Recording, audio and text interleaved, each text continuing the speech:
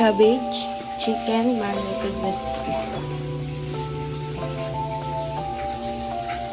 salt, pepper, and patis, onion, garlic, sili, and then tomato paste, pickled relish. Maglalagay ng konting butter and a little bit of oil. Para di mo sunog yung butter. So, magigilagay natin yung onion, garlic, and yung sili. Sabi-sabi nyo. Okay lang.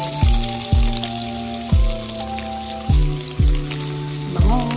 Yan. Sabi-sabi lang natin yan. After natin masasay ang garlic and onion, isundan natin yung chicken. Ang bango.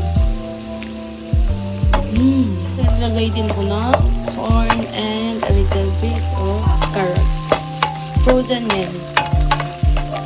Yan. So, gisa-gisa lang tayo. Guys, nilagay ko na yung chicken. Maganda yung iyanan natin siya. Mag-golden brown. Nilagay din ng oregano and then peli.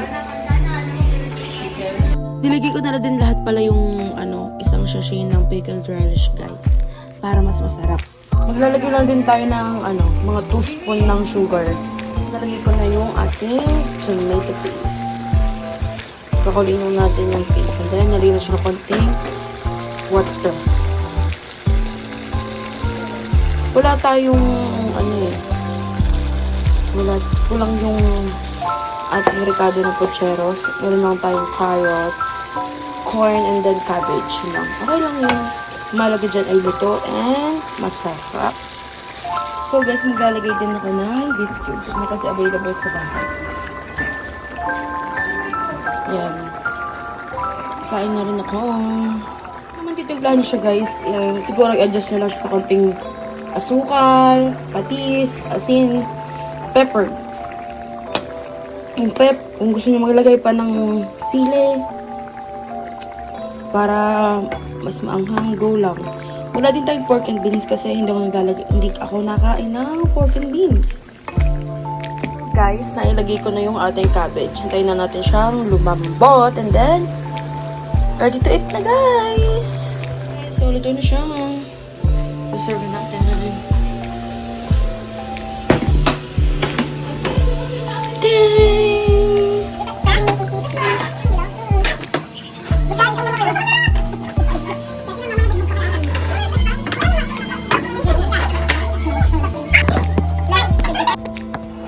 Dahil hindi kaya kita, na lang.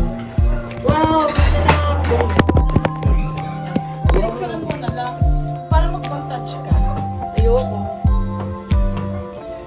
Bakit? Sasama ko ba na